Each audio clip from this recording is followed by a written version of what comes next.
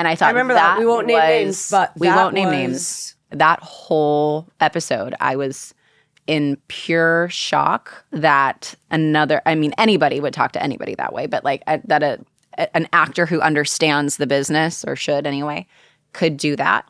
Yeah. And so publicly, it was just awful. Join me, Sasha Pieterse, on Women in the Nude, Season 2, where we bear it all except for our bodies. Leave that to your imagination. Welcome to Women in the Nude. I am so excited for this guest. I have Troian Bellisario here. Hi. I love you so much. Thank you for doing this. I'm so thrilled. I just feel like we never get to see each other in person, and this is like, what twice in a month and a half? I feel supremely lucky, and it's so cool. That's why when you asked me, I was like, oh yeah, immediately yes. That was so awesome. Thank you. Yeah, I'm happy to be here. I could literally talk to you for an entire day, so I'll try and keep me on track a little bit. But thank you for being here. We're both moms now. It's crazy. You've got a new show coming out. Yeah, you're writing, directing, you're doing all the things. I have forever been inspired from you. Like, you are such an inspiring person. Thank whether you. It was like the longest day at work, to just, random things that you say. Like, you're just such a thoughtful, genuine human that, like, you're the type of person, which I try and be now, that thinks about what they're going to say before they say it. And I think that is such an incredible skill. You may not feel like you do. Like, yeah, I appreciate that you think that I do that. But you do. You're so poised. When I see you talking to anybody, I feel like you take a second and before you say something, which I truly appreciate. Like, I love you. You're so talented, and it's incredible. I feel the same way about you. And it is really funny, because I feel like, I don't know if you felt this when we were working together, but I always felt very connected to you, even though there was the greatest age gap was between us. Yeah, I guess that is true. Yeah. But you had, you've always been so poised, particularly because you showed up and you were always the youngest. And so it was like you really had to carry yourself in a different way, almost. I appreciate that. But I agree. I think that it was, the effort was in like the fun creative process, but other than that, I feel like it was just always pretty effortless between us. It was like, for sure, okay, we're here to work and play, and that was just enjoyable always. I loved arguing in our scenes. Well, Spencer and Allie always had the biggest fights. Yeah. And that was always so much fun. And then we were related. I know, and then we were related. It was like, the other day I was actually trying to break down. Who was I talking to? Oh my gosh, trying to break down who I was related to. I think somebody brought up like Jason to me.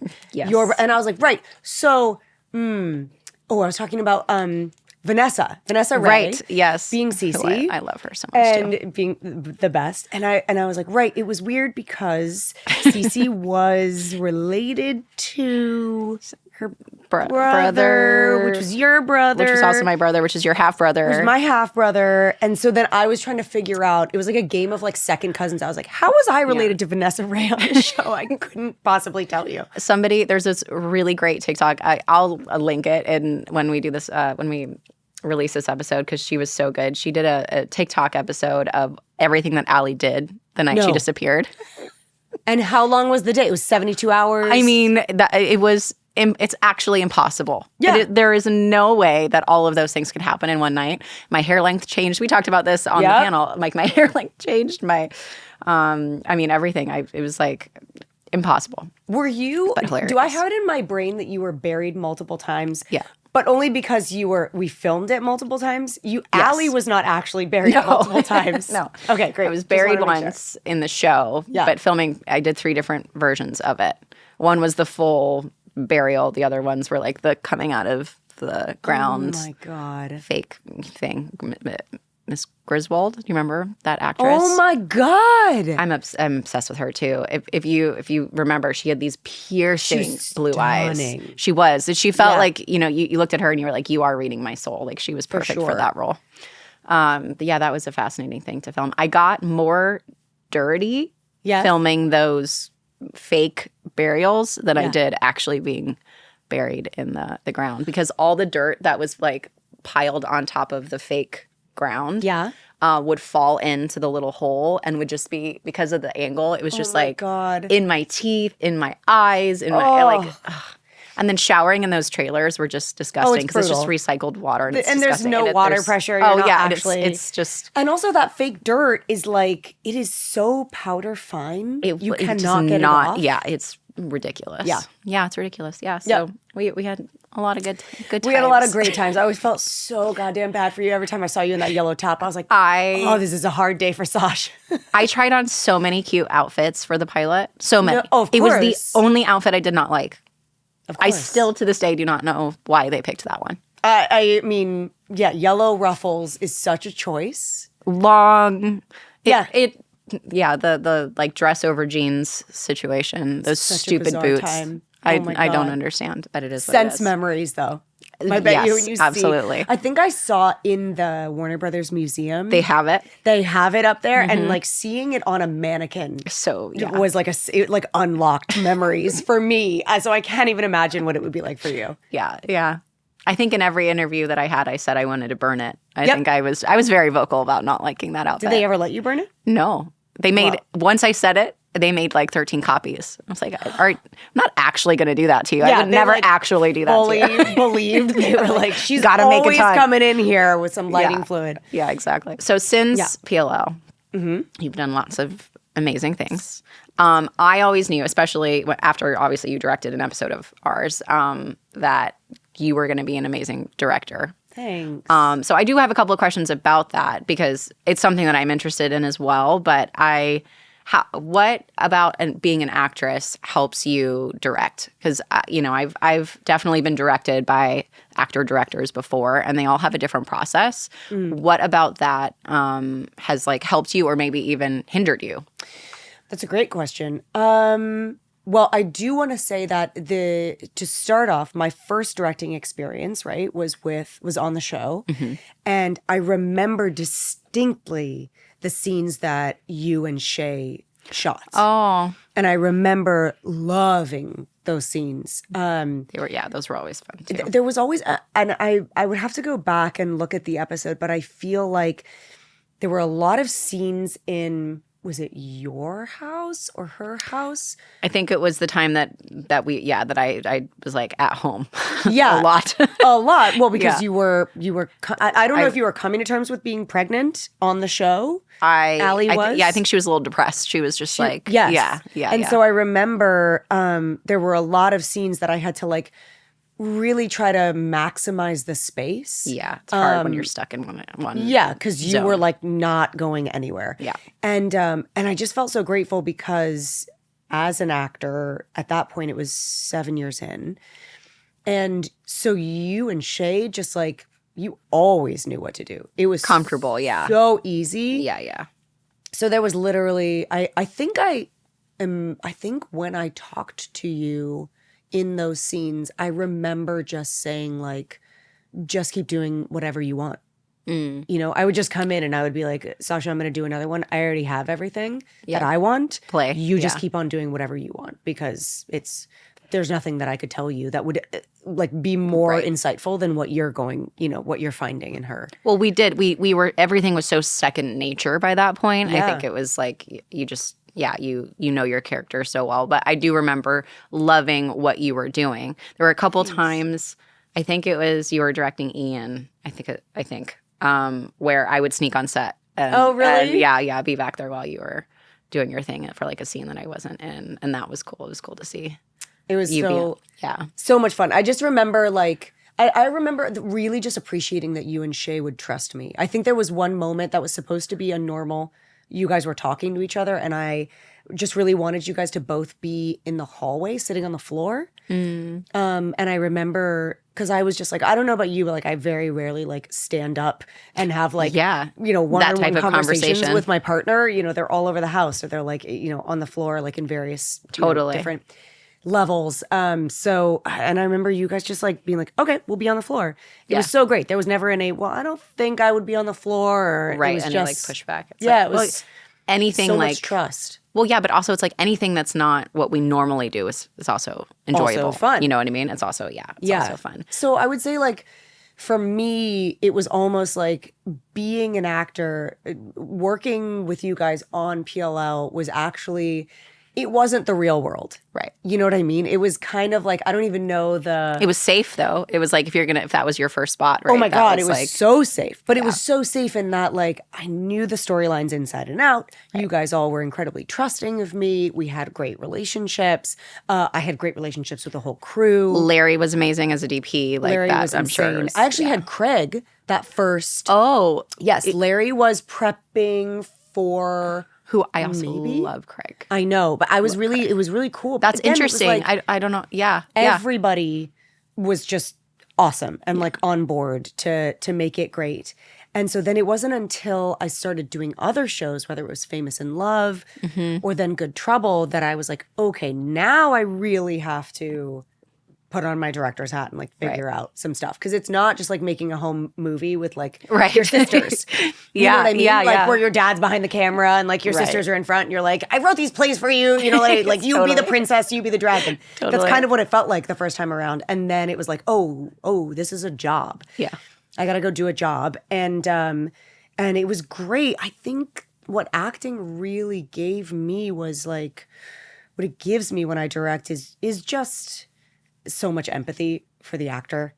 You know? Yeah, that makes a huge difference. You know, I know what it's like if you've been sitting inside your trailer all day and to try and be fresh when you like get on set. Totally. Or even when you're doing something in a scene and you can see that they're pushing back because they're not really fully like, I don't understand why I'm here. You know, it's like those kind of insights were helpful for me because I could just be like, I've been where you are. Like, let's figure it out together. I'm not, like, we're on the same team. You say all of these things. Yeah. And it's all true. But it's funny because I've had some really bad experiences with actor directors. Tell me. I won't name names. No. Don't name names, but do tell. But it can be easily the opposite, where one was actually on our show and the other one was on a different show. And it's fascinating because you either have empathy, like you should, or it's this attitude of, and it was never directed at me, thank goodness, but it's this attitude of like, well, you should have this already. Like you this is something that you should,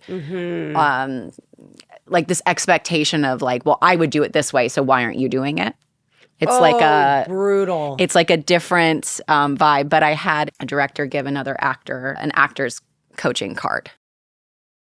I remember that. Yeah. And I thought, I remember that. We won't name names, but we won't name names. It wasn't any of our main cast. But oh my God. But that whole episode, I was in pure shock that anybody would talk to anybody that way, but like that an actor who understands the business, or should anyway, could do that. Yeah. And so publicly, it was just awful. So, you know, it can easily go the other direction, and it's obviously like personality based and circumstances and all the things. But it can easily be not pleasant. I'm grateful that it wasn't directed at you, and I totally hear what you're saying. I just feel like life is too short. Yeah. And it's work. You know what I mean? I will say a little bit more about this just because I think it's just an interesting thing. And it'll like move into another question I have for you. Mm-hmm. This was a female director talking to females. Mm-hmm. And then the way that she responded to our extras in another scene was actually probably the worst part of it. I was appalled that she would speak to other people that way on a megaphone. Oh, do you remember that? Yeah. Yeah. That was wild. That was super, super wild. And so I guess my question then is also, as a female director, have you felt any pushback? Have you felt like you had to like overcompensate for anything? You know, and it's great if you haven't. I don't want to like push you into that answer, but like I just also wonder if there's like a different type of expectation, especially if you've like never been around that crew or that cast before. Is there this like higher standard? For sure. For sure, there's a higher standard.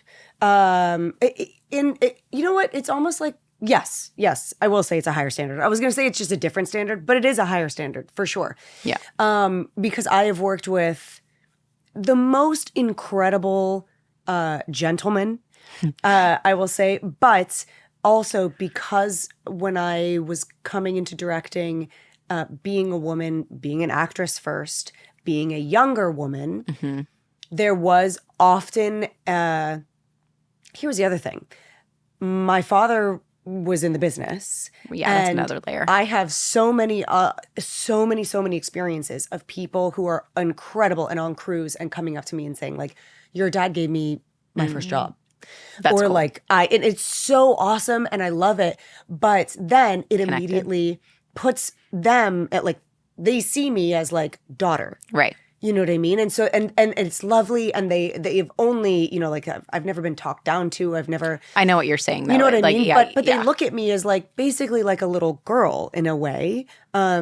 And so it's hard for me to step out of that because I have experienced quite a bit of moments on set where I've had to sort of be like, I got this. And they're like, no. I know. But I just want to make sure. And I'm like, no. I got this. Yeah. You know, and so I have had a little bit of pushback around men on set being like, they want to be helpful, but they don't quite realize that they're undermining you. Right. Because they're already guessing that maybe they have to work harder to catch you or you're going to fall on your face and they don't want to see that, you know? It's like, even if the intention isn't bad, it's sure. There's a layer of mistrust and misplaced guidance. Exactly. Yeah. And then there's just like, I am also friends with a lot of female directors. Particularly, I will say, like my experience has been on television and I've been in a very good position where every show that I've worked on has been an incredible crew that we have a really wonderful give and take relationships, like already established collaborations. They really like what I do. I really like what they do.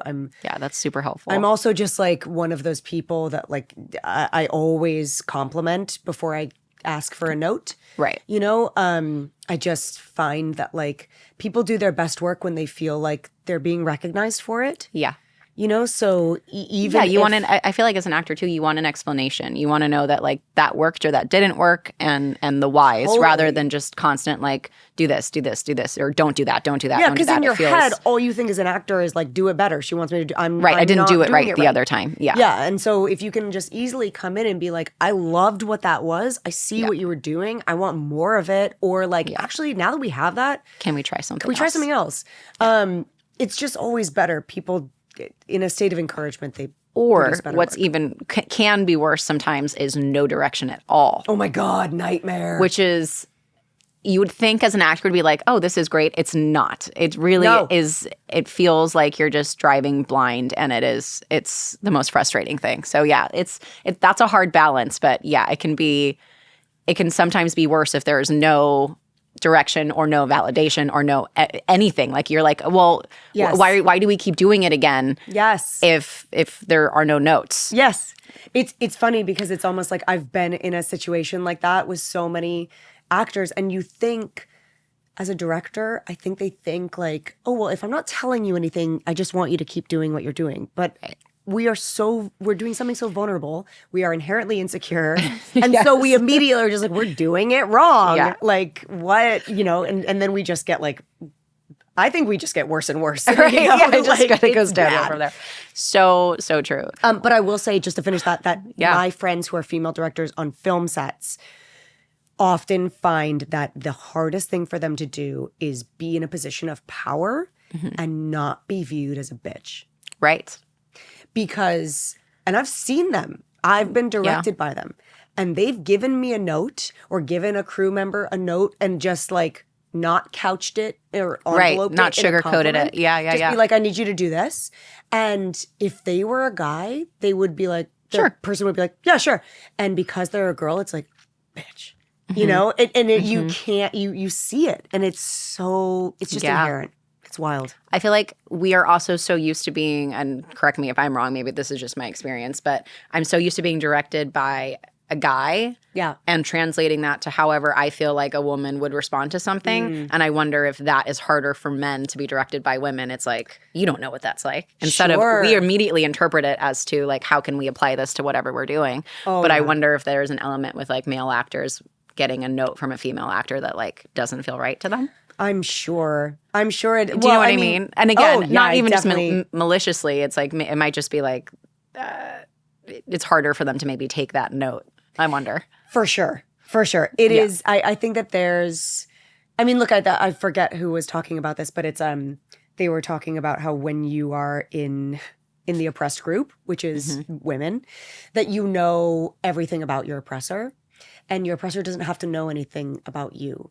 Oh, that's fascinating. I'm like totally stealing somebody's quote, but it is very, very interesting. Like that, as women, we anticipate the emotional, right. Logic. We anticipate how we can fit into it. We anticipate, should we go over it? Should we go under it? Right. We overthink everything in general, but yeah. For yeah, sure. Yeah. And that men generally don't, they don't have to do that. Right. They're just in a position of greater power. They have been historically. Never thought about it that way. That's so true. It's fascinating. Yeah. I'll find that link. Yeah. It's a very interesting point. But yes, I think that there is a higher standard. Yeah. What's cool about, I feel like, both of our partners is like Hudson is incredibly supportive. Yeah. In like every capacity. It's wild to me that, especially just like from where he's come from and his whole journey, that it's like, wow, what a cool partner and cheerleader. And I feel like Patrick has that energy. Totally. Our difference, though, I would say, is that Hudson is like in a job where we can travel together all the time. Yeah. And I know that that's different for you because you're both actors, you're both writers, you're both, well, does he direct? Has he directed? He has, yes. Yeah. Yes. So you both do very, the same job, essentially. Totally. And you have got kids now, which is an extra layer. For sure. How, like, what is that dynamic like? Like, how do you guys balance that? How do we balance it? Is that it's a constantly changing and evolving thing. Right. Particularly because, there's a very nomadic part of being an actor. Yes, as absolutely. Yeah. And so it's amazing when you either have a partner that can be with you. Yeah. And I remember when we were, younger, when you were like, I think like towards the end of the show, like the days when like Hudson newly could be there. engaged. Yeah. That was so cool. That was cool. And Patrick, because he was shooting, was always in Yeah. Toronto. And so we would always have to go to each other or, like meet in the middle or something like that. I'm just kidding. We never met in the middle. We never like had a weekend in Chicago. I don't know what I'm talking about. You should have. That would be great. That would have been great. Yeah. So what generally has to happen now is that's we go to where the other person is. Right. He literally left 3 hours ago to go back to Texas. Yeah. And then we're going to visit him, Super this weekend cool. in Texas. So it's a lot of moving around. How do the girls travel well? Do they? I mean, they're still little, but yeah. No, they travel extremely well. That's good. It's so good. Thank God. Yeah. Right. I know. It's like, well, they were conditioned. That's what I say about Hendrix. We conditioned him early. Oh, like, yeah. You're getting on a plane, you're getting in a car, and like, you and you have gotta. It's just like, this is a part of our life. You know what I mean? So yeah, they've been great. Yeah. Do they recognize you guys on screen yet? No. I haven't really given, I'm thinking about it. I haven't really given him the opportunity yet. Not on purpose. I just, I don't really know. I haven't turned anything on for him and been like, yeah. It was interesting. Like, I remember when Patrick was on Broadway and we were visiting in New York. That's cool. We'd pass by a huge billboard that he was on. Yeah. With Jesse Tyler Ferguson and Jesse Williams. I love Jesse. And I was like, hey, who's that? And Aurora would just be like, Papa. And I was like, whatever. What's he doing? She was like, hanging with friends. And I was like, okay.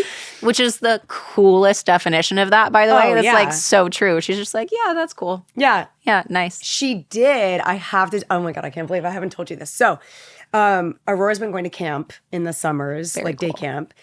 And her counselors are teenagers. And they were telling her scary stories. And so one day she comes home and she goes, Mom, I have a new scary story to tell you. And I go, okay. And she goes, so these girls are having a sleepover. And one of them goes outside. And then the other one follows. And then she says, I heard her scream.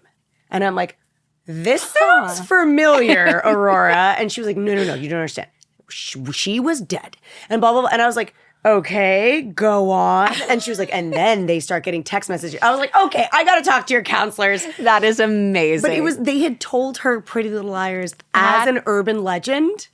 That's kind of amazing. It was kind of like, I kind of couldn't be mad at them. Right. I mean, like, maybe not the best judgment for them, but also hilarious that we are a part of that. That's a trip. It was such a trip that like we were being told as an urban legend to my child. So anyways, I did tell her, I was like, you know that's the show that Mama was on, right? And she was like, oh yeah, I know. Yeah, I know. And I was like, okay, so you know that like your counselors were just kind of messing with you. And that age where they like, it's amazing to see kids get to that point where they already decide that they pretend to know something. Oh, yes. Even though that, you know what, like how is that, where do they get that from? How is it learned? It's like immediately as a kid, you decide like, oh, I don't want people to know that I don't know what I'm talking about. It's actually, sorry, just that was a total like sidestep, how really fascinating that is. Because Hendrix does that already too. The ownership of knowledge. She so often will come home from school and tell me something. And I'm like, oh, who told you that? And she's like, I knew it. And I'm like, are you trying to protect somebody? Or like, what's happening? Like, why do you feel the need? Like, it's okay to tell me somebody told you or you learned something new. But yeah, that everything must come from within her. I also, again, just spitballing here, but like when I think about Hendrix and the way that he operates, I also wonder if it's like when kids get something right, they get praise for it. So it's like, oh yeah, I knew that. I knew it. Lot of sense. And I feel like that's probably where it stems from, at least for him, because he gets like super proud when like something is right. Yeah. And I feel like our generation too, as parents, are far more likely to like celebrate every step, even the failures. Mm-hmm. Like we now realize, I feel like overall as a generation, like, hey, constructive criticism is better than than the other direction. And so we're very much like, celebrating everything. Even okay, we'll try again, even if something doesn't go right. Yeah. But I think as humans, we like get excited when something is right. So I wonder if that's it. Like, oh yeah, I knew that because it's like a. Like a star. It's like a gold star. Like, I got something right. So yeah, it's like Twilight Zone. You're like, she hasn't seen it. Yeah, but I was like, I'm very familiar with this story. Yeah. It's cool to have Hendrix on set when I'm filming something. That feels so weird. What's it like? He is such and you have experienced it now, where he is such an outgoing kid that it's a trip because it reminds me of what I was like when I was his age, where I just wanted to know how everything worked. I wanted to know everybody's job and what they did and why they did it. And he's very much at the what and why stage. Like, why? Like bedtime is 30 minutes longer than it used to be because of that. But he loves sound. He loves sound. And I think the first real set that he was on where he was like conscious enough to like realize what was going on, Rumi, this sound girl that I was working with, was like took him under her wing and let him like touch the boom and like help mic me, and it was just such a cute thing to see him like light up in that area. But like he just loves being on set, which is going to be interesting as we move forward. I feel like it's that dilemma of like when, like if he wants to do it, when would that even be something that we would consider? I had a great experience as a child actor, but that doesn't happen with everybody. Yeah. There are so many concerns that come with it. And like what that lifestyle entails. But like, he's growing up around it anyway. No matter how much we try and, shield them, they're still growing up in that. Has he really comprehended like seeing you in something? Not really. Like he loves seeing like the cameras and how they work and all those things, but like I don't think he really connects it yet. But he loves taking photos being taken of him. Interesting. Like he'll say like take a photo or like take a video, and he'll like dance and he'll do stuff. He like, and then he like wants to watch it. And he wants to watch it. So I think that's interesting. Does he ever ask about like what happens after you do the job? Like, what does this become? Not really yet. Yeah. Yeah. And what do you think? I mean, I started when I was his age, so it's weird to look at him and be like, wow. I started like printing commercials when I was his age. When I got my first TV show, I couldn't read yet. I was memorizing lines by like my parents repetitively telling me what my line was. I think I was like around 5, I went in for this audition that I ended up being that TV show where they came out and they were like, we really like what she did, but she mouths everyone else's words in between. Oh my God. So I would know the scene so well that I would like, of course, mimic whatever somebody else was saying. Yeah. And so they had to like train that out of me, which I thought was kind of. Oh my God. But it makes so much sense because you were like, this is how I'm learning. This is how I'm learning it, and and that's how I know the scene, and so that was like something to train out of me. But so I look at him and I'm like, as much as he feels so little, it's like, well, I was doing that at this age, which is just so wild. Where did it come from for you? Did you feel like you were like, I knew?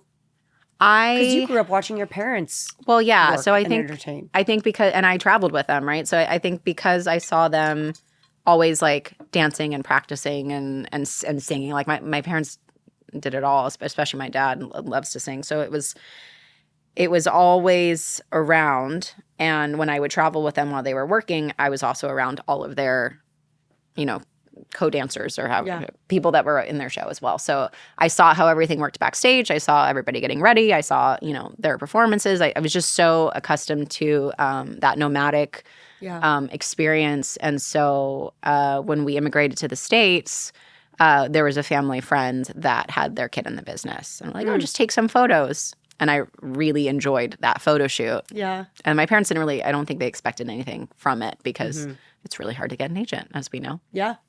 But I think it's much easier as a kid when you're starting like that because it's not as intensive. I think it's like, do they have a good personality and will they stay here long enough? You know what I mean? Totally.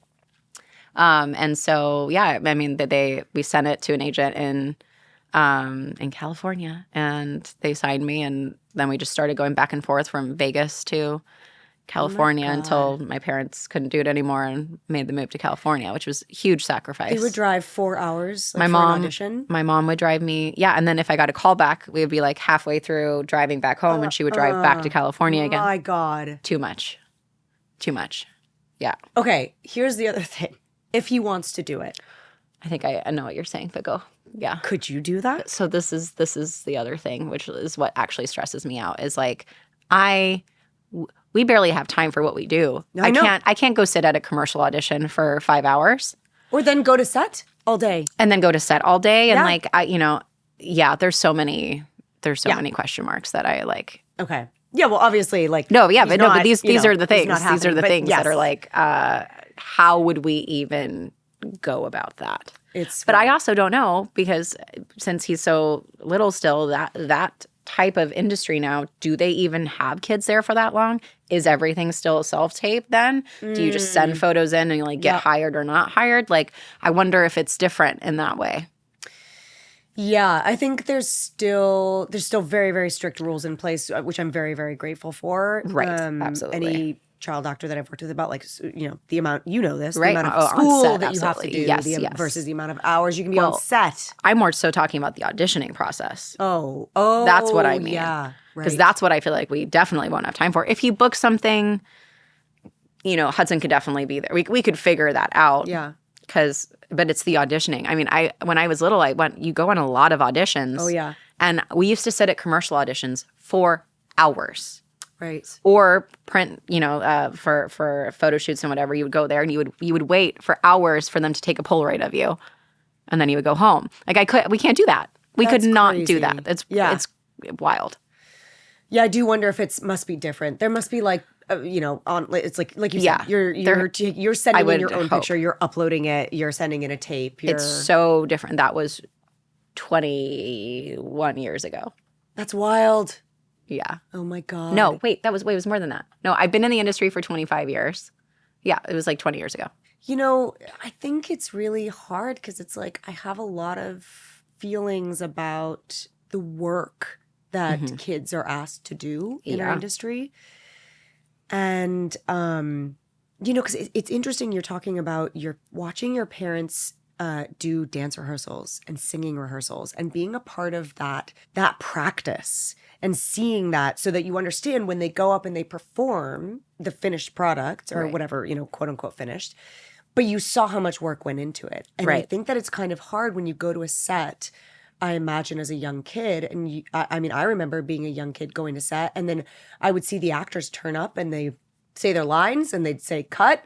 And I was like, that looks cool. Right. That looks so cool. And then all of a sudden, when I was acting, I was like, what do you mean I have to memorize this line and do a billion takes? It looks glamorous when you look at it that way. And then in practice, it's very different. Yeah. So if you can see as a young child the work and, like you said, want to be there for that long, not get bored. Because, like, that's the other thing that I feel like if my girls were like, I want to act. And then we got on a job and they were like, I don't want to do this anymore. I'm bored. I'd be like, let's go. Let's run. Yeah, right. Exactly. So that is the concern, right? My parents used to say, if there's any day that you want to stop doing this, we'll stop right now. You never have to do this. And I look back now and laugh because I was like, I was definitely contracted at one point. And you can't. Like, the sentiment was nice. I didn't understand it. And I felt empowered by that. But like, I couldn't. Yes, I technically could not have without, major consequence. But then it puts your parents in the terrible situation of having to convince you. Like, let's say you did reach That's that a lie. day, you were like, I can't do this anymore. Yeah, it's then a total they would lie. have to convince you to do it for the day and make it okay. And and how do you do that? I mean, like, psychologically, there's a lot of issues there. So all of those things I take into consideration, and we are definitely not forcing it. But he keeps doing things where I'm like, he's such a natural at certain things. Oh, for sure. That you're just kind of like, ugh. It's not that I want to keep it from him, but like we're saying, it's so complicated. And I don't necessarily want to steer him in a direction when, like, he also enjoys and is good at so many other different things. Like, he could be an engineer. He loves taking things apart and putting them back together. Yeah. And you know what I mean? Like, you don't know. And he's so young that it's It's totally, you want to keep all paths open. You want to encourage them no matter what. But and then we get into the nepo conversation where you're like, I know. Yeah. That's a whole different thing, which is actually, I guess, a question for you because have you ever been, like, called a nepo baby? It's a great question. I was actually, it's so funny. Sorry, I was driving here and I passed a very large billboard, and I won't say who was on it, but the word nepo baby literally came into my mind. Because they have been called this many times. And I was like, I wonder if I've ever been called a nepo baby.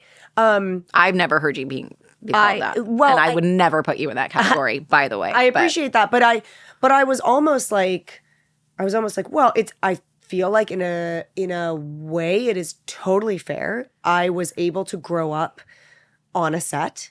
So I was able to get very early access to the process, to really just behind the scenes, things. And also, like, just being comfortable on a set. You know, it's a different environment. It's very different. It was just my parents' office. Right. And so going to set was a real treat, and I loved it. And I loved when they let me go to set, and I loved putting, like, the cans on my head and listening to the scene.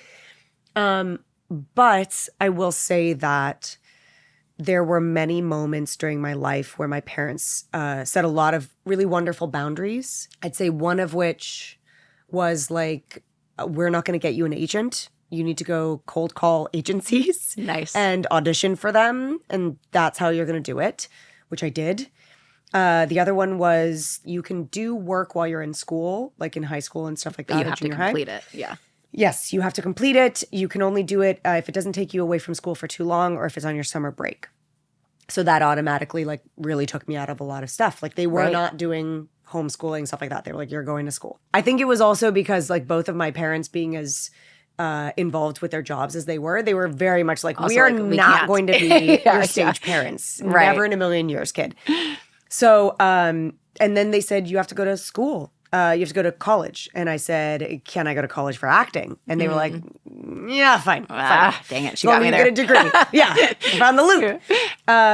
So by the time I was out, I had the experience of, secondary education and all of that. And additionally, on top of that, I always feel like when I say this, it makes my dad sound not nice, and this is not what I mean. I love you, Dad. This is actually what made me who I am.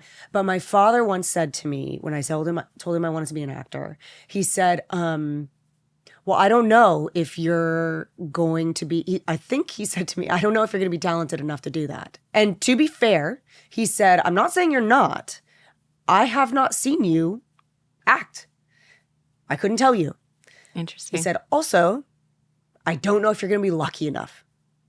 Because he was like, it doesn't matter how talented you are. Maybe you are talented enough. If you don't get the right opportunity at the right time, it might not happen in order for you to make a career. You know, he wasn't saying like you won't he get wasn't roles. he wasn't making it, he wasn't promising you anything or like giving you that golden ticket. Like, totally. That's your dream, baby. I'll make it happen. 100%. You know what I mean? And there were definitely moments when my parents absolutely like, my parents did support me. Like, of course. Sent me to, you know, they sent me to college. They supported me when I was a young kid and I wanted to be an actor. Like, they were very, very supportive, but it was always with a grain of salt of like, when I was on set and I said, I want to do that, and I pointed to the actors, they said, I want you to know that for every one of those that stands there, imagine 1,000 people standing behind them that did not get that job. What I think is so cool about all of that is that it wasn't promised to you. And I think that's the difference. You were given the support, you were given the tools, you were given like a very realistic view of what it could be and what it should be. And I think that's all that's necessary. You know, you had like the right guidance and you had to work for it to your benefit, not to your detriment. I think so. And I think that's ultimately like, you know, what they did right in that respect. Because it's like they do know all the ins and outs of it. And I think that's probably why they did that for you. Also, you're not an only child. No.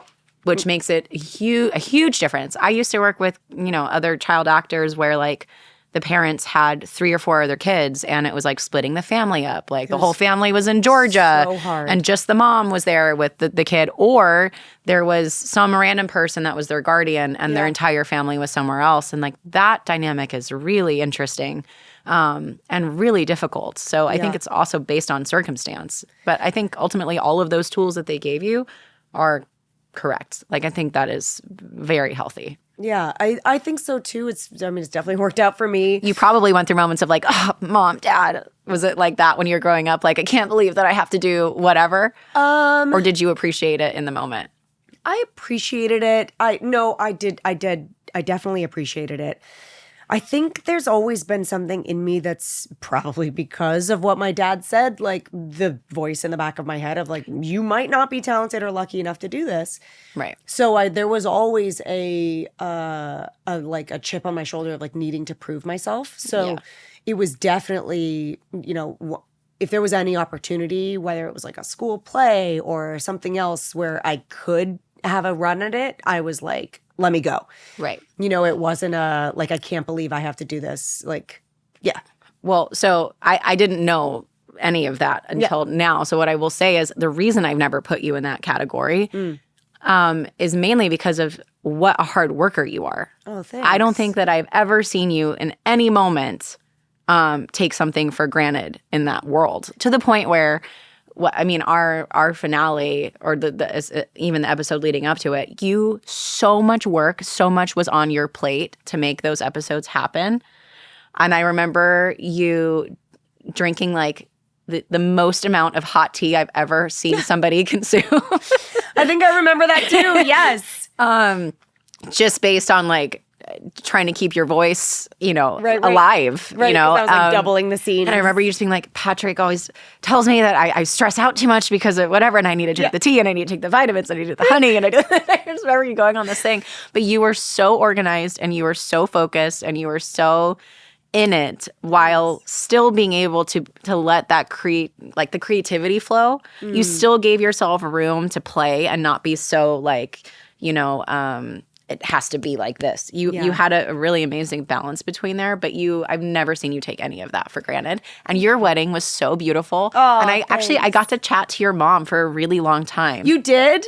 I did, and I felt like lucky because you know, she was just wonderful and like had so much grace. But it was cool to see all of like your people in one spot, because I think that's what's so amazing about weddings. If you can get it to that point, you're lucky. To see like all of your people in one spot, and she just, you could tell how much she admired you. And it was your wedding day and all of these things. Obviously, it's beautiful, but she just like had so much pride. Yeah. And that was just so wonderful to see. But the absolute best. She's always she's been a really so, cool so lady. Supportive. Yeah, she's very, very cool. I'm She's so glad so that cool. you got And to. I was like, oh, this makes sense. Of course, Troian came from that glad. amazing lady. Yeah, she's really cool.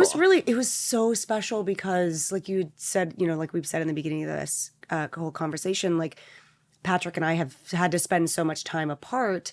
Yeah. And so not only was the wedding the joining of his family and my family, Toronto and LA. Yeah. It was also the joining of Suits and PLL. Right. So absolutely. It was like such a joy to be able to see you talking to people from Suits that like I had been flying to the whole time I'd known you, that I'd been flying away on the weekends to go see this family in Toronto, and the fact that like you guys were all getting to meet, it was just like such a cool like melting pot. One of my regrets is that I couldn't make your like incredible like camping experience before that. I was like so bummed. I don't remember what it was, but we couldn't do it. I was like, that is so epic. It was so fun. You guys did it. You definitely did it right. Thanks. Yeah. Thanks. I mean, major envy for your Irish. So what I was just about to say is that like, I mean, our wedding, like I wouldn't have changed a thing except for the fact that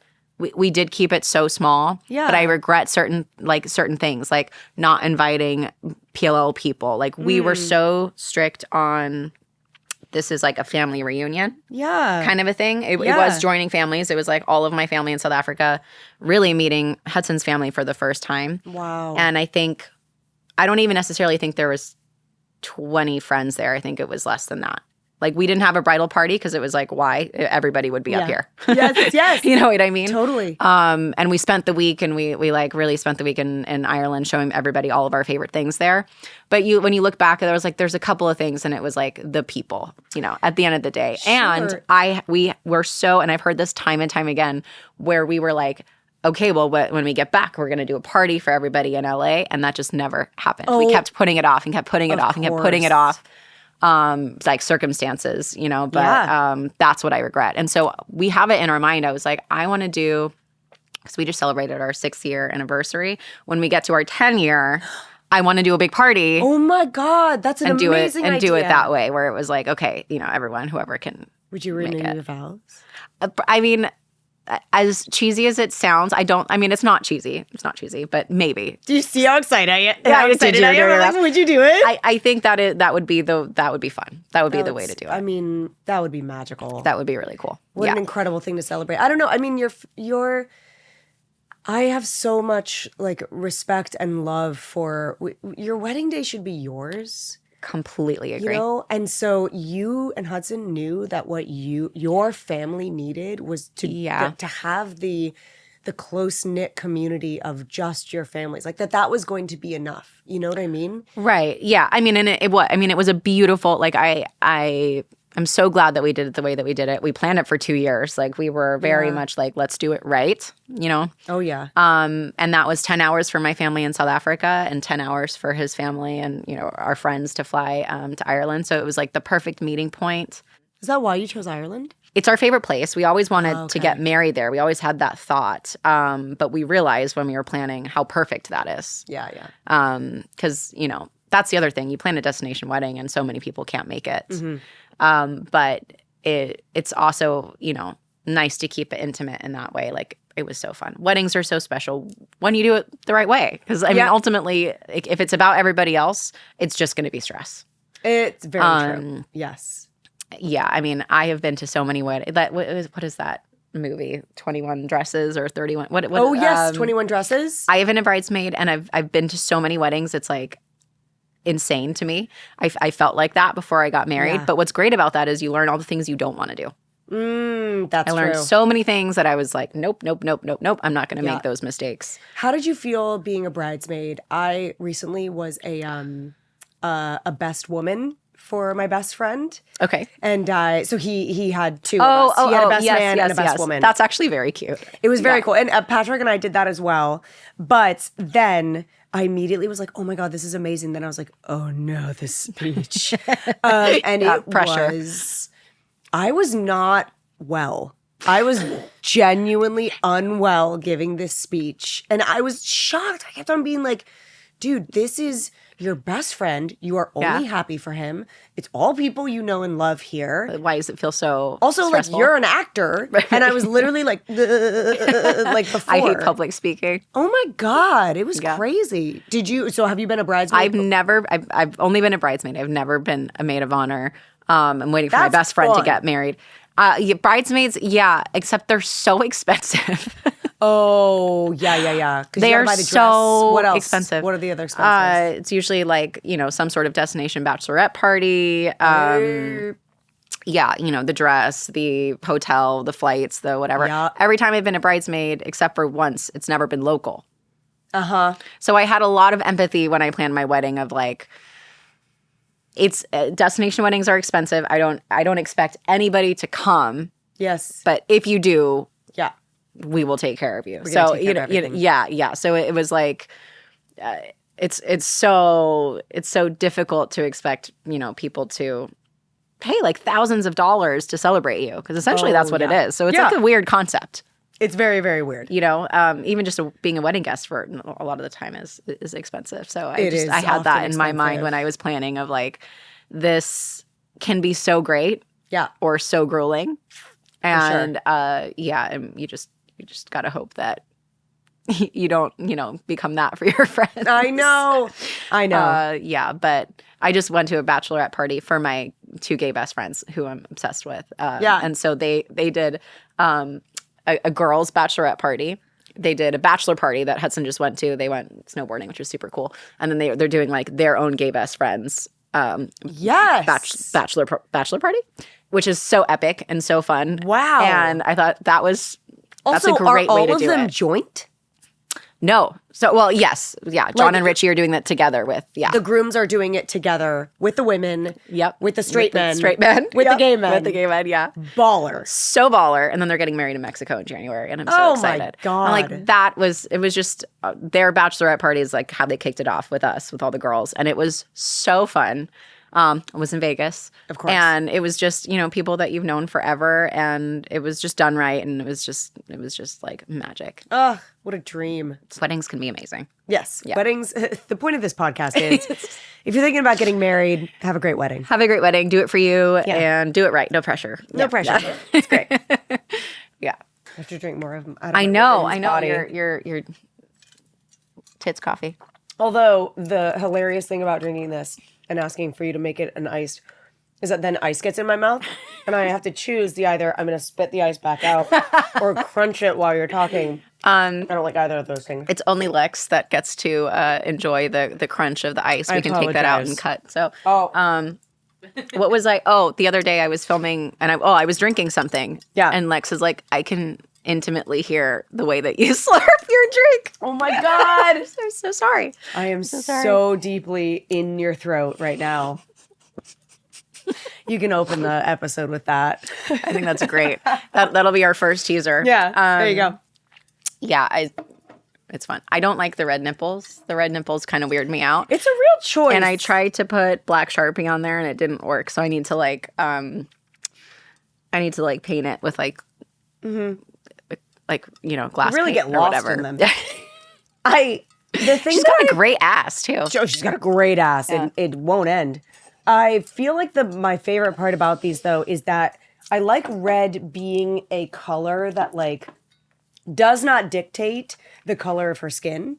Totally. You know what I mean? My only concern is that my nipples used to bleed when I was breastfeeding. And so it's like PTSD. I think of like blood, not like, you know what I mean? Yeah. There is nothing more painful. Yeah. Chapped nipples really sucks. Than chapped nipples.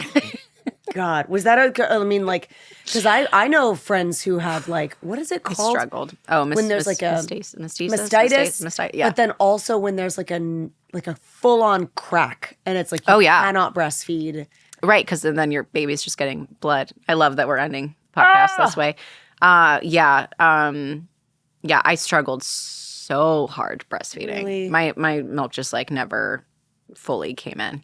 Yeah. So I probably got 3 months in where we were supplementing with formula and it was just brutal. Yeah. I was just like, I realized after I came out of that 3.5, 4 month postpartum window where I was like, I had postpartum depression, and I didn't really even realize it. You know, you're like in a cloud, and then all of a sudden it's lifted, and you're like, oh, okay. Mine was definitely not as bad as it could have been, but that one was a big one for me, where I just like felt like a failure, and like there were so many like steps in that process where the lactation specialist in the hospital told me the wrong information. That was totally unnatural for me. I was like, that doesn't feel right. But I was like, well, she's said to do it this way. Specialist, yeah. Our first week appointment, she was appalled. The doctor was like, who, do you remember her name? Like, tell me, like, that is completely wrong. So he was losing weight. Then he didn't latch properly, and my milk didn't come. And it was just like this, so you feel... you put so much pressure on yourself as a new mom, especially first baby. Yes. And it was during COVID, and it was like everything was heightened. So you're just, it was, once I was out of that cloud and I like gave myself permission to stop trying, essentially, it really, everything changed, and I like went to like a much better place. But that was. I'm so glad to hear that you went to a much better place, because like. Sucks. The weird thing that I realized about being a mom is like, we put ourselves through such hoops that when you talk to your friends, if your friends were ever like, Sasha, it's been 3 months. I can't believe that, Hendrix isn't drinking more and you're having to supplement with formula. Like, would you allow that person in your life? You'd Absolutely be like, not. Fuck, sorry. Yeah. Out of we my swear house. all the time on this podcast. Feel free. It's just so shocking to me how we talk to ourselves, especially as moms. Like, I couldn't imagine ever saying that to a friend. My God, or to anyone. I would never, So it's true. You're always your harshest critic. Yeah. And so many different hormones fluctuating through your body, and like everything's going haywire. And Hudson could not have been more supportive if he tried. Like, he was so it had nothing to do with that. And everything to do with the mountain that I had like set myself to climb. You know what I mean? Yeah, the internalized pressure that was just crazy. And those are the little things that I would do differently. But, we all say that.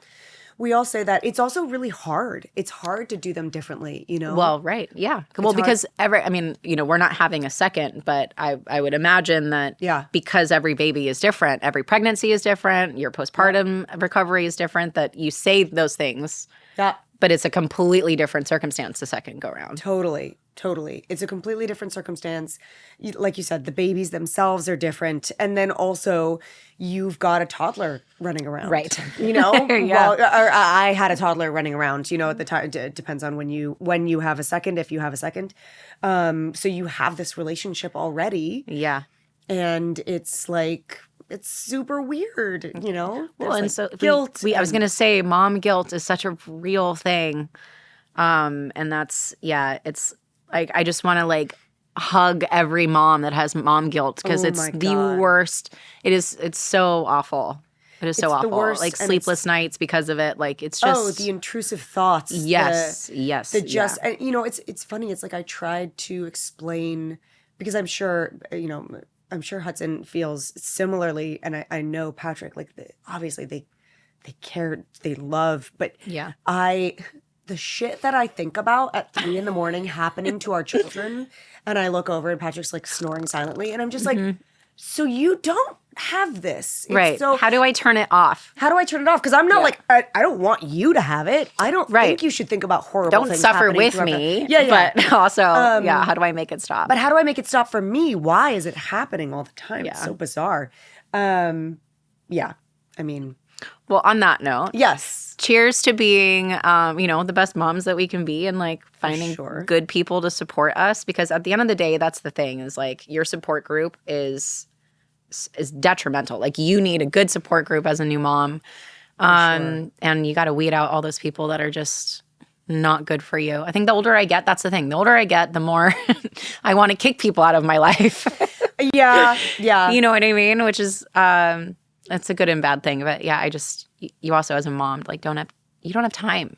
You do not have time. You don't have time for shitty people in your life. And you just feel, it's so lovely to see God, I just have it like unlocks a new level of love and appreciation for my friends who can come over and just like be with me in the chaos. Yep. You know what I mean? I'm like, I want to keep on talking to you. I have to bathe this monster that's like throwing a block at my head. Can you please come with me? And they're like, yeah, sure. You know what I mean? Or the fact that they'll like chase them around and tickle them while I'm trying to finish the pot of macaroni and cheese. Yep. And I'm just like, you are the greatest gift to me. Like chosen family, right? Yeah, the people who can just like roll with you even as you make this decision to have much more chaos enter your life and by extension their life. Yeah. And also the parents, like God bless the parents that are just cool with like getting the kids together and like grandparents, you mean? What it is. No. Oh, I mean, like other friends. parents. Oh, yeah. You know what I mean? Friends with kids where you're just like, let them go off and be. And right. Yeah. And it's like, this is the way that we get to be together. So like, let's make it happen. Let's get the chaos together essentially. And like, yeah. Because that really is the way to do it. I feel like it's a split between our friends. Half of our friends have kids, half of our friends don't have any. Yeah. And it really is half that way. Half of our kids don't have friends. Half of our kids don't have poor Hendrix. Yeah. He's got so many adult friends. I know. So many. But what a cool so many cool aunts and uncles. Just to jump on that, so many cool aunts and uncles. I love that when I tell my girls some of my friends are coming over, they call them their friends. Yes. They're like, absolutely. Or like when I put them to bed, they're like, are our friends sleeping here tonight? Totally. I know. Hendrix, actually, that's so I didn't even think about that. He says the exact same thing. It's friends. Yeah. Are we going to our friend's house? Yeah. Which will be like, someone like with not your kids. friends primarily. And it's so, I feel so grateful that they have that relationship because it means that they feel safe, they feel seen, they feel equal, Right. So cool. Yeah, absolutely. And then my best friend is his ninong, which is godmom. Oh, wow. For Filipinos. And he is obsessed with her. Really? And I mean, mutually. It's like, it's so cute to see your best friend and your kid just like melt into each other. I mean, like he talks about her every day. It's like, it's so cool. Yeah. Kids are so cool. Kids are so cool. Yeah. It's a really cool chapter in life. It's just so stressful. So stressful. But it really is fun. It's crazy how like this little thing can be like so much stress, but like so cute and so fun and so all the things all at once. It's like, it's wild. It's unbelievable how it is all like all of the stress, all of the childhood diseases and colds, as you can hear from me. Just apparently something's happening to me too. Oh God. Yeah. But just so much love, and you wouldn't change it for anything. Like it's just it's really so cool. It's wild to imagine a time before. I don't know. I haven't seen it yet. Like I haven't seen a screening or anything for it yet. But Night Bitch with Amy Adams, dude.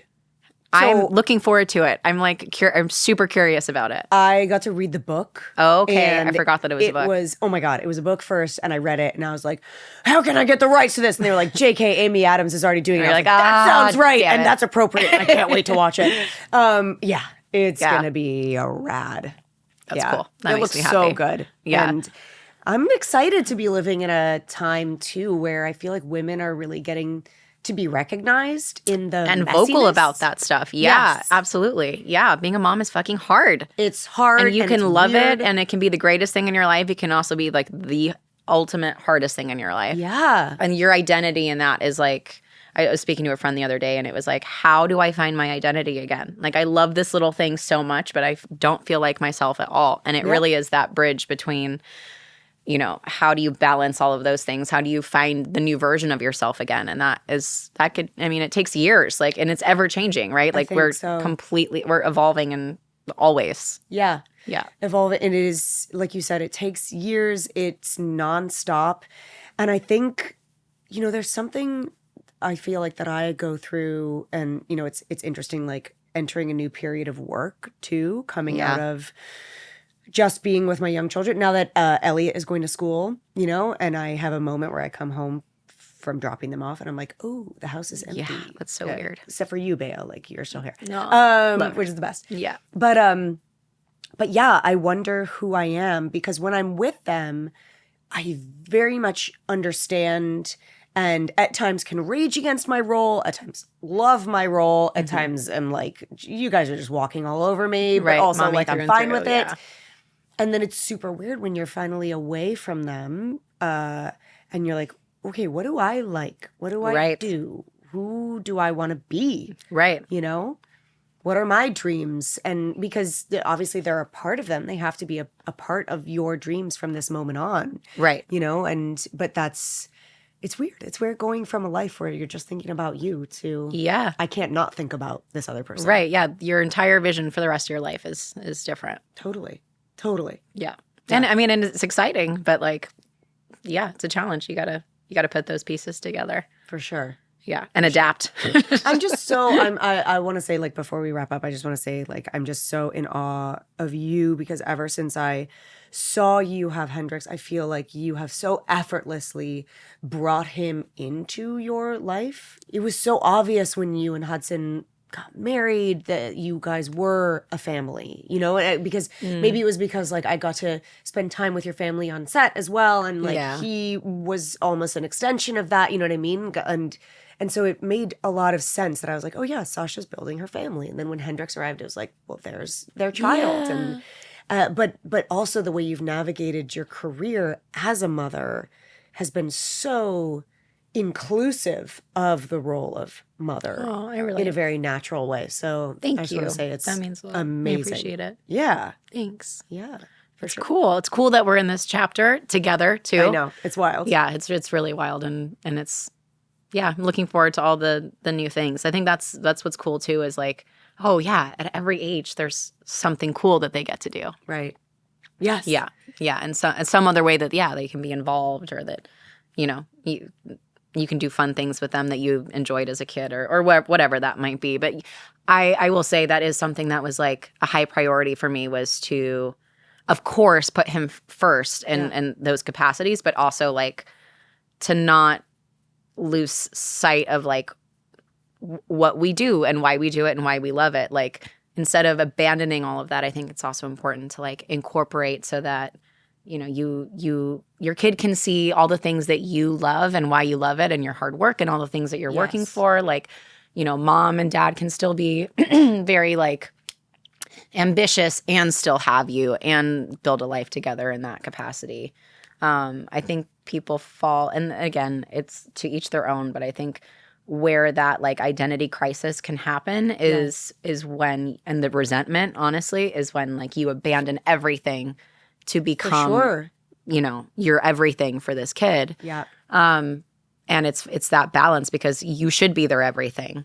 But, the last thing you want is like be resentful of your kid. And it's just, it's a lot. It's a lot. Yeah. But, it's interesting you say that because it's like you should be their everything, but also you should be, I think what really helps is what you're doing, which is including them in everything. You know what I mean? Well, like, an example, right? You want to be a good like, example. You want to be a good example, but you're also like, mom is an actress and that's a huge part of me. Yeah. And you get to come with me to set and watch and be a part of that. You get to help mic me. You get to watch me do this. You get to see. And so it's this wonderful, like, enveloping of Hendrix that you do, which is not like mama goes away to work, you must stay away. Right. It's like, I have this whole amazing part of my life. Come check it out. Right. Like that's an incredible gift I think you're giving. You explained that way better than than I did. So I appreciate that. That is what I'm hoping to do. So thank you for seeing it that way. I do. I hope that can continue. And I feel the same way with what you do. I mean, you are also, what's so cool about you is that I feel like you have always, even before kids, been able to truly be yourself and like what you're interested in. I don't think I've ever seen you like pretend to be like, to fit in with something cool. Whether that, I'm trying to think of a good example. Oh my God, like I feel like you just always, you always pursue what you love versus what you think other people would want you to pursue. Does that make sense? I'm kind of like going around in circles. It does. And I also just appreciate that you think that about me because obviously I have like the most intense imposter syndrome that like, so you know what I mean? Again, I forgot God. to, I do too. Same. Yeah. But from the outside looking at you, I do not see that. I really appreciate that. I see you pursuing like that you were just really authentically Thanks. you. Yeah. Thanks. Yeah. It was funny. I was thinking as I was telling you that, I was like, why don't I bring the girls around on set? And then I realized that I was You're playing a cop with I'm playing a cop that says fuck so much yeah. and like has a weapon Yeah. and like I'm dealing with people that Yeah. So I was like, maybe there will be something that I can bring them around. That'll be maybe not this time. Yeah. yeah. But it was funny. We got to go on set with what Patrick's shooting. And it was Elliot's first time on set. Aw. And it was Aurora's first time on set, maybe since she was like Teeny. a baby. And That's cool. and first it was really cool because obviously we got to show them Crafty and they were like, this is the best. Yeah. This is what you guys do. But then we took them over and there was a scene where there were these kids playing in the background. Did they get to be in it? No, but Okay. here was the weird thing. So we were on the way down and I was like practicing with them. I was like, when somebody says rolling, and they were like, we go quiet. Oh, nice. Yeah, and I was like, when somebody says action, they were like, we sit very still. And I was like, and then when they all cut, they're like, then we can move and talk. And I was like, okay, great. So we got on and they were like rolling, and so we were practicing. But then they said action. These kids started running around and playing tag, and Elliot started trying to walk in the shot, and I was like, Elliot, no. Like come back, but it was just such a moment where she was like, I don't understand. The kids are playing. The kids are playing. Why can't I do that? Go play. Right. Yeah. It's such a difficult distinction, I think, to show, to like try to help your kids understand, like, Right, this what is a it job. is. These kids are working, but at the same Right. time, like they're playing. It's wild. It's so cool, though. It's very cool. very cool. Yeah. Yeah. Thank you so much. Oh my God. Thank you so much for coming on the show. I could talk to you forever. Same. As evidence. Yes, same, absolutely. But yeah, I mean, and you're welcome to come on again. But talk about On Call. When is it coming out? Yes, What is on it on Call, the show where I say fuck a lot and arrest people, it is coming out January 9th on Amazon Prime. It's super fun. It's relentless. It's a half-hour drama, so it's like super short. Yeah. There's only 8 episodes. I love that. I like to joke that we're shorter than Killers of the Flower Moon. So if you or The Irishman, Binge night. Yeah. But it's really great. I work with Brandon Leracuente, as you know, who is just Love him. the greatest of human beings. I couldn't be more grateful to be working with him and so many incredible people who make the show. So yeah, I look forward for I'm so excited people for to you. watch it. Yeah, I'm so excited. Thank you. Yeah, I can't wait to watch. I'm very, very excited to hear what you think because it's so different. I know I'm gonna love it. Oh, I love that type of show anyway. Do you? Well, just because I like it's. I know that what you're bringing to it is like the grittiness, which is what I want those shows to be. So For like, sure. I'm not concerned about it. I know I'm gonna like it. Oh, yeah. It's super fun. It's Yeah. going to be really great. Yeah. Yeah. Yay! Thank you. Congrats. Thank you so much. Cool. Well, until next time. Until next time, I wish you happy holidays, even though I know you Thank have you. so much on your plate. You as well. Yeah. Yeah. All the things.